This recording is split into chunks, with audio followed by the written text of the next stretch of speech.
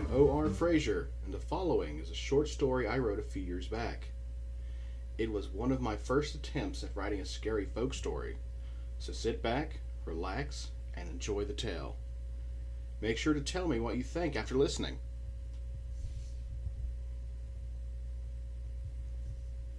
My father has always been a man of secrecy when it came to his younger years. Of course, I knew the gist of it. He divorced his first wife and married my mother, taking with him my half-brother. I know that he's worked hard all his life to ensure that his family would never go hungry. Even now in his 60s, he refuses to slow down. Yet, even when I think he should be happy with a life well lived, I still catch him downing alcohol like it's the end of days. What is he hiding? What demons haunt him? It turns out some things in my father's past were buried for a reason. It was a terrible event that shook him to his very core, that he was well prepared to take with him to the grave. I learned about his secret one evening while visiting my brother at his home back in the mountains. It was a rainy day, and we sat out on his porch and watched as the rain came pouring down on his small farm. The sound of water beating against the tin roof shed had always been a comfort to me. It reminded me of simpler times when we were young. As usual, we talked about the times we went camping with Dad, other family matters, and whatever had been on the news recently. My brother may have owned a farm, but he was no bumpkin. He was well read and had his own collection of books. Occasionally, he would take one with him outside while we sat and enjoyed the weather of the day. That day was no different. In his hand was a well-worn Steinbeck novel, and in the other a glass of ice-cold whiskey. Is that from the bottle Dad got him? I thought to myself. Becoming aware of my stares, he stopped just before downing another sip and looked at me. "Want some?" he asked. "No, I'm good. I was just thinking of Dad." "What about him?" "Just thinking about how much he drinks. He always seems to be troubled about something, being chased by demons of his past." He grinned, taking a sip. "Boy, you don't know the half of it."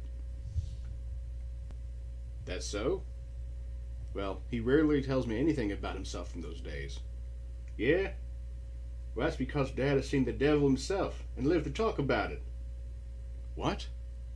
"You heard me. The devil himself came for Dad and he lived. Barely." "Why wouldn't he tell me about this?" He smirked. "You know how your mama is, Bible thumping around and such. She probably would shun him or who knows what." I couldn't argue there. She was deeply set in her ways. The old-timey ones where any talk of the supernatural would have gotten you hit with a switch with a Bible verse on top. Despite that, I never could believe like she did, though. I took after my father's side of the family, many of whom were unique in our own ways. We all had our different quirks. My cousins from that side were very artistic. My aunts are both very good with horses. I swore they could speak to them like that man from the old black and white show they still shown on the local broadcast channels around here. As for myself, my talent was writing, something my grandma had loved. My grandmother, bless her soul. She claimed to see spirits. I will go to my grave always believing her on this. Up until her last days, I would see her watching them. She told me they were mostly people waiting on their kin so they could go to the next life together. I always could feel their presence, like a tingling on your skin without the wind blowing. But I rarely ever saw a full-blown apparition. Grandma had claimed it was because her side of the family came from the native peoples, who were in touch with the dead in the afterlife. Could this be true? I wondered about it for years, especially since there's no pictures for me to track and no death records for me to dig up from that lost time. Anyways, she told me that she once saw her husband hanging around the old house after he passed on the same day I was born. She was convinced that he was my guardian angel. If my grandma could see these beings, and I could feel them, then would it be far-fetched to assume that my father could to some extent as well? This could explain whatever he saw. She also warned me that not all of them were people. There were horrible beings of malice out there, and that I should never go looking for them. I left my thoughts and found Kenny staring at me, concerned. "You all right? You've been staring off in the distance again." "Yeah, sorry." "Thought your mama scaring you still, huh?" "I don't blame you. That woman can be a..." "Could you tell me what happened to Dad?" I interjected. "Yeah, fine. Just don't tell him I told you. He wouldn't like that." My lips are sealed. He told the story masterfully. Back when Dad was young, a boy becoming a man, he lived very far back in the mountains, an area still referred to even today as simply the Holler. There weren't any paved roads that far back, and electricity was only at the house next to the highway nearly 5 miles from where he lived. The only neighbors my father had were the trees in the forest and some old-timey farmers up on the mountain. He lived in an old cabin with his mother and father, one of his brothers, and one of his sisters at the time. The others had moved out and left for the city life, and often his older brothers would send him mail, talking about the lights and the sights. But Dad was stubborn and refused to leave. To him, there was no better sights and sounds than in the deep woods. One morning, he and his younger brother, our Uncle Eric, went out on a hunting trip at dawn. Their plan was to pay a visit to old Marvin and Merrill Kettle, the neighbors who lived way back in the mountains on their cattle farm. The aging couple had missed 2 Sunday services at church, and the preacher was getting concerned. Not too worried himself. Dad and Eric went to hunt some squirrel for the elderly couple and check up on them. Equipped with an old Enfield and a Springfield rifle, they went out to start the day just before dawn. Back then, a boy learned early on to hunt, or they might not get food that day. Within a couple of hours, they had 4 nice and meaty fox squirrels to give to old Marvin. Maybe the Kettles would be so grateful for the food that he and Eric would be asked to stick around for lunch. And if they were really lucky, sample some of Miss Merrill's homemade sweetbread. The day was turning out wonderful. The sun was out, the birds were chirping, and not one sign of a bear or mountain lion. It had only taken a few hours for Dad and Eric to make their way to the edge of old Marvin's property. That's when they could tell something was off. Jumping the wooden fence that separated the forest from the cattle pasture, it became even clearer. They couldn't hear a single cow. Even the birds had suddenly went quiet. Eric wanted to turn back, but Dad convinced him to stay. What was there to worry about? The cattle were probably further down the mountain. They'd come this far, so it was only fair to check up on the Kettles. Reassured, Eric agreed to continue on. They found the cattle trail through the hilly pasture lands till they spotted the cabin the Kettles called home. They could see smoke coming through the chimney. Someone must be home. Racing towards the door, they expected a warm welcome. Why wouldn't they get one? They were bringing lunch. Eric knocked on the old wood door. Nothing. He knocked again and said, "Miss Kettle, are you home? Hello?" Finally, they heard the sound of someone walking slowly down the stairs. Swinging the stick around, Dad got ready to present their quarry. The door swung open, and they were greeted to the very troubled Marvin Kettle with a rifle in his hand. "Get in, boys! Now!" Confused, they rushed inside. Marvin slammed the door behind them and slid the big lock closed with shaky hands. "You boys, Are you okay? Yes, sir. Why? What's going on? Asked Eric. We brought you some squirrels, sir, added Dad. Thank you, boys, but y'all might as well keep 'em. We need to get out of here and fast. Sir, I don't understand, replied Dad. There's a beast out there. He ate all my cattle. I ain't ever seen such a creature before. Shot it twice, and I swear it was laughing at me. 'Tis something unnatural. Marvin yelled up the stairs for his wife, who was coming down carrying a large brown tweed suitcase full of baubles. Boys, y'all should have stayed at your folks' house. Satan himself is out in that pasture. Now, honey. Don't you now honey me, Marvin. I told you not to hire that boy from the city. He must have been a devil worshipper. I bet he scared off all the other farm hands or dragged them to hell himself. Just because the boy is from the Northwest don't make him a devil lover, honey. But his family's from one of those reservations where they don't believe in the good law. Marvin sighed. Everyone around knew that Marvin had hired hands from out of town. It was something he always did. His most recent hire was a man from somewhere out northwest. Dad had seen him at the general store before. The guy seemed normal enough, though he was treated pretty rough around these parts. People really read him the riot act. Most folk around here didn't like that he was full-blood Indian, even though half of them were mixed themselves. He didn't think it was fair. So Dad would greet him with a smile every time they ran into each other.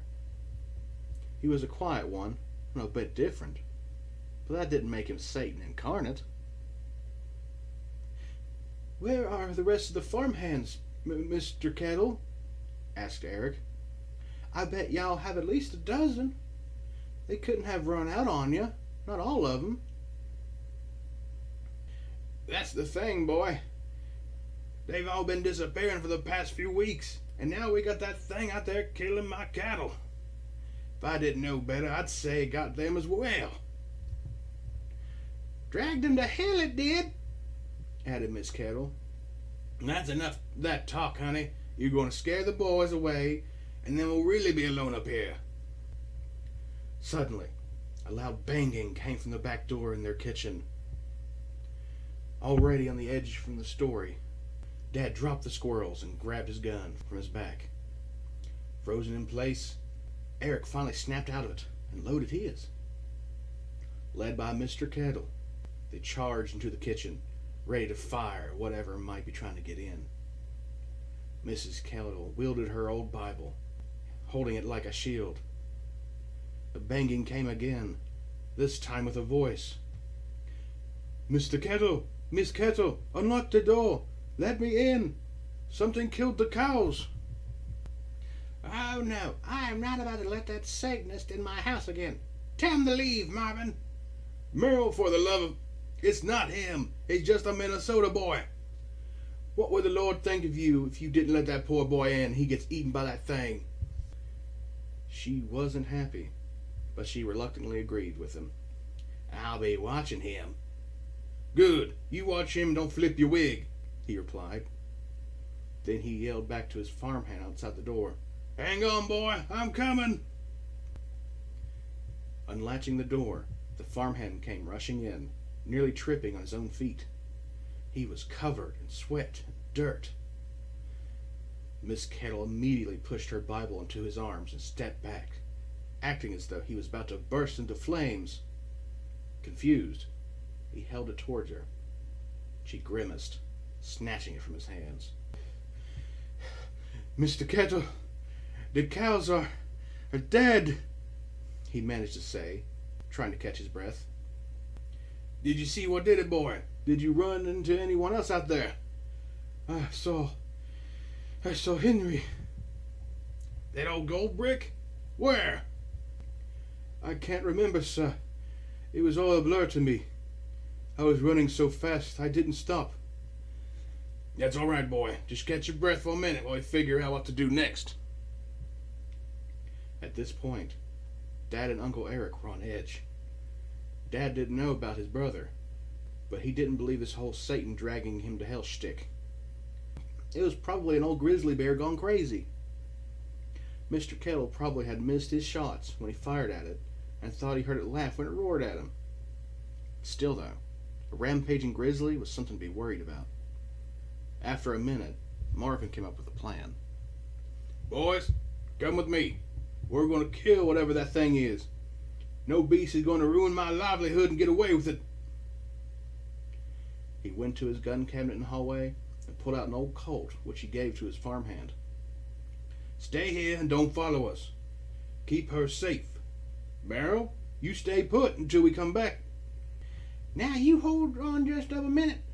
Don't you think for 1 second you're going to leave me here with him," protested Miss Kettle. "Merrill, that is enough." "Fine. I'll have your things packed and ready to skidoo before you come back." "Won't be any need. We're going to kill it." "You can't kill the devil with bullets, you old bonehead." The three of them went outside and circled around to the front of the house. Dad could see Mrs. Kettle eyeing them from the upstairs window until they lost sight of the house over the hills. The first thing they had to do was find some sort of trail left by this mysterious beast. At this point, Dad had fully convinced himself it was a bear. Old Marvin told one of them to go check on the old barn, while he and the other went ahead to check for the fence for any sign of a breach while heading for the brae. Dad volunteered to go it alone and check the barn. It wasn't too far anyways. Running down the hill, he stumbled into the cattle trail and followed it until he came to a flat part of the pasture. This is where the old barn had been built.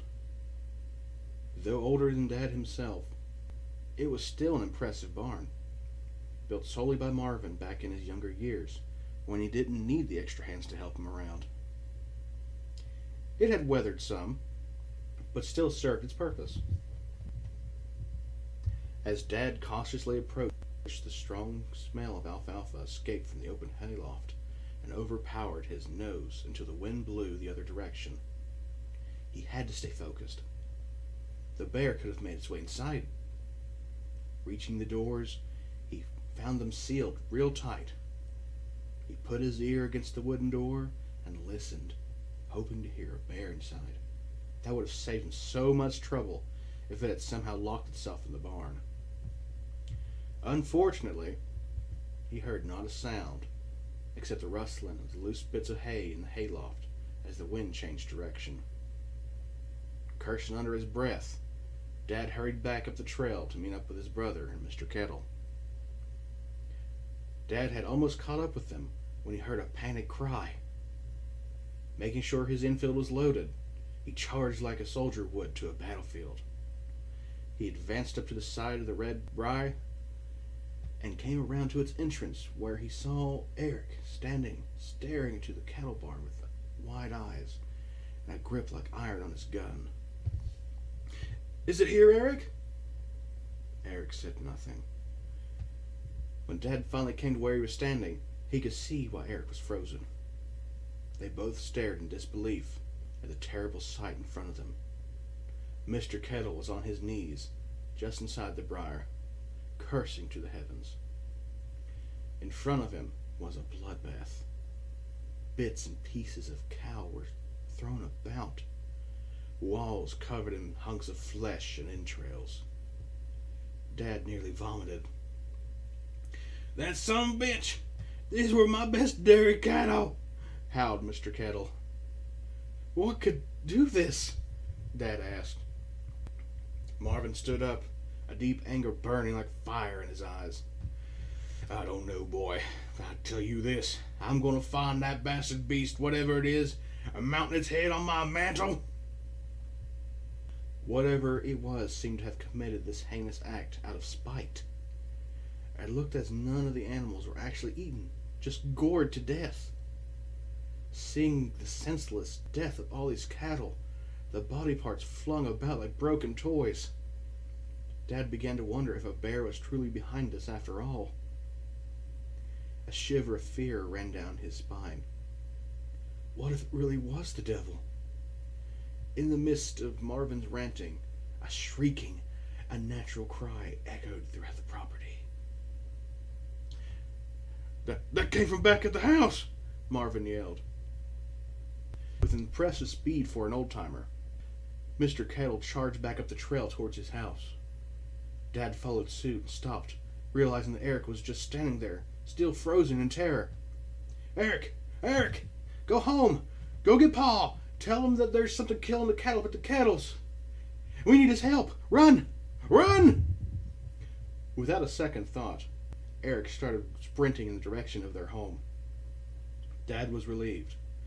He didn't want anything bad to happen to his little brother, in case there was a devil on the loose. He then ran as fast as his legs could carry him to catch up to Mr. Kettle. Dad caught up to the old man, who didn't even seem to notice that Eric was no longer with them. He was too focused on his home, his beloved. They reached the top of the final hill and could see that the entire door had been ripped off its hinges and thrown some 10 feet away. Marvin loaded his gun and without hesitation charged in. Dad followed suit, not about to let him go in alone. Mr. Kettle called out for his wife. Merrill! Merrill! They entered the home through the open doorway. Not only had the door been ripped off its hinges, but it was also shattered into pieces, like someone snapped it like a twig. The suitcase Merrill had set at the door was gone. Destroyed bits of furniture were everywhere. Paintings that had adorned the stairway were thrown about, torn to shreds. Glass from the gun cabinet was shattered. It looked like a new world war in there. There was a crash upstairs. Marvin charged up, careful not to step on any of the debris, and Dad followed right behind. They came around to the master bedroom. Its door had been literally thrown out the stairwell window. Someone coughed from inside the room. Marvin rushed in. Merrill! Merrill! It was his farmhand. Long gashes that looked like immense claw marks ran down his chest, his torn shirt turning scarlet. He was breathing raggedly, but somehow still alive. Mr. Kettle, it came. Mrs. Kettle. Sorry. I am sorry. Marvin couldn't find the Colt he lent to the boy, but bullet holes were all over the doorway. And so was something else. Blood, black as an old iron skillet, had pooled in a small spot near the shattered window. Marvin peered out of it and saw spots of it running down the side of the house onto the ground below. Marvin had his trail. He looked at the farmhand, then back at Dad sternly, and told him, Boy, I need you to take him to town, get him fixed up, do you hear? Dad was flabbergasted. But, Mr. Kettle, I need to stay with you. Look at him, boy. He won't last a night with wounds like that. Sir, I can't leave you with whatever did this out there, especially if it's got Miss Kettle. Ignoring Dad's protest, he leaned his rifle against the wall and tore up a large piece of sheet from his bed. Help him, Stan. We gotta wrap him up or he'll bleed out like a stuck pig. Dad helped the man to his feet, and Mr. Kettle tied the ripped sheet around his torso tightly. Within seconds, it was stained red from the blood. The farmhand kept his arm around Dad's shoulders so he could stand. Mr. Kettle, please, you must flee from this place, he managed to say before succumbing to a coughing fit. The old man just smirked. They're gonna want answers, boy. Tell them she left me. I was an alcoholic who popped her for years. They'll believe that. Dad didn't understand. Why are you saying this? Boy, there's some things that a man has to do. You'll understand one day. Sir, please. Go on now. Get. Dad stared at the old man, who had the uttermost look of assurance in his eyes. "Yes, sir." Securing his rifle to his back, Dad helped support the farmhand as they hobbled down the stairs. Mr. Kettle followed suit and made sure they were headed away from his farmstead before disappearing. Dad was filled with so much confusion, he didn't know what else to do, but do as he was told. Hopefully, he'd run into Eric and his pa soon, so they could help him with his farmhand. The two slowly made their way through the woods as Dad helped support the man's weight the best he could. About 2 miles from the trail home, the farmhand asked if they could stop. Dad helped him against a large tree, and they waited. "You need to go. Leave me," he managed to say through ragged breath. "I'm not leaving you. Not now." I know what attacked the Kettles." "What? You do? What was it?" The farmhand started coughing and spit up some blood. He was in rough shape. Dad didn't know anything about medicine, so they needed to move soon. But he couldn't let this go. He refused to. He had to know. Tell me what it was." "My people, they call it the Witigo." "A what?" "An evil spirit." "A spirit? No spirit can kill cattle and cause such a ruckus." "It possesses one who has tasted the flesh of man, turning them into a Witigo. It will never stop. Always it hungers." "How do you kill it?" Dad demanded. The farmhand began another coughing fit. His body trembled and grew weaker. Finally, he managed to say 4 words that Dad would never forget. "You don't. You run." Suddenly, a loud shrieking call echoed throughout the woods. The same terrible call they heard back at the briar. Dad pulled his gun, trembling, looking around for the beast in every direction. "Run! Run!" the farmhand yelled. Dad was filled with terror, and yet he wanted to stay and protect the man. "I can't just..." The shrill cry came again, this time much closer. The thing was closing in quickly. Finally giving in to fear, Dad turned and ran without looking back. All he could think of now was running as fast as he could. Branches cracked and snapped as the beast closed in behind the farmhand. It sounded massive, bigger than anything he'd ever heard in the forest. That fueled his terror, making Dad sprint even faster than he thought ever possible.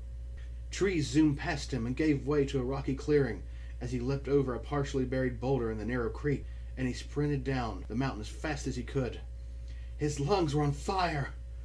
Suddenly, his vision came crashing to the ground as he tripped over an exposed root and tumbled face first down the slope. Over and over he rolled until striking a large tree with a thud, knocking the air out of his lungs, and after laying there for a moment, he tried to regain his bearing. Spots flashed in front of his eyes, and his chest felt like stinging fire. Thoughts of what he was running from were the only thing able to get him back to his shaky feet. At some point, he lost his rifle during the fall, but he wasn't about to go looking for it. A terrible pain jolted up his left leg when he tried to put weight on his foot. He must have twisted his ankle. Cursing, he forced himself to limp forward, always listening for that horrible shriek as he passed every tree, a noise more dreadful than a pack of hungry wolves and ferocious mountain lions combined. Dad kept expecting to hear the trees behind him giving way to the creature, and kept waiting for its claws to rip him to ribbons. Suddenly, there was a rustling up ahead. Was it the beast? That devil? No. It was his paw. And he was just as startled to see Dad as he was to see him. "Pa!" he cried out. "Danny, what in God's great earth has happened to you? You look ready for a Chicago overcoat." "The Kettles," Dad pleaded while catching his breath. We need to get out of here fast. Your brother told me something terrible was going on. Poor boy wouldn't even come back with me. Too afraid. Pausing, he looked Dad over. Son, the whole side of your shirt is soaked in blood. He narrowed his eyes, and his demeanor changed. He looked behind Dad as to make sure nothing was behind him. Come on, let's get rid of that shirt. Your ma doesn't need to see it. We'll just tell her you went out to the river and lost it. Where's your gun? I dropped it somewhere up the hill, near the creek. But, sir, No one needs to know you were ever there. Come on now. Let's get you cleaned up. I'll go look for your gun in a bit. Dad hadn't even realized that his shirt was soaked in the farmhand's blood. His fear gave way to numbness as his paw helped him down to the river. Whatever had been at the kettles had stopped pursuing him. For what reason, he did not know. Doing as he was told, he threw the bloody shirt into the river. They watched as it slowly submerged and was softly pulled into the quiet current. Dad washed his face and arms in the cool water, and his paw gave him his undershirt to wear. And they went home. It didn't take long for someone else to discover the incident at the kettles. The preacher came up a week later to their place and discovered the grisly scene. Policemen soon showed up and asked the locals questions. They found the blood in the house and the gunshots in the wall. They searched the surrounding woods and found no trace of any of the kettle's workers. Luckily, Dad's gun was found just a few days before. When the police came to their home, Dad remembered his line and told them he thought Mr. Kettle used to be a heavy drinker. And eventually, it was deemed that Mr. Kettle went crazy, mutilated his cattle, murdered his farmhands, and killed his wife in a drunken rage before escaping into the mountains. But no one ever found a body, or him for that matter. But Dad knew, and he would never forget what happened, nor would he forget the sound, the unnatural cry of the devil himself. The end. Wow, did that really happen? I asked my brother as he finished off his whiskey. As real as the sunset. He covered his mouth as he belched. Well, I think I've had enough whiskey for now. Kenny's phone rang from inside the house. He stood up and stretched, leaving Steinbeck in the seat of his chair. Will you excuse me? I need to get that. He left me there, replaying the tale in my head over and over again. It was so quiet outside. Only the soft patter of rain kept me company. I then heard the faintest sound coming from the tree line near the end of his property, like the last effort of an echo, desperate to make itself known. I listened intently as one could, but whatever it was simply too far away. Sighing, I decided to take Kenny up on that drink after all. And that is the end of that tale. This story is called The Devil in the Holler, and it has been sitting around in my files for about 5-6 years now. I put it away with some other short stories which I would like to read. So, if you're still interested and want to hear more, give this video a like and consider subscribing. I plan to actually do stuff on my channel now that I have a direction that I enjoy. More to come in the future. Peace.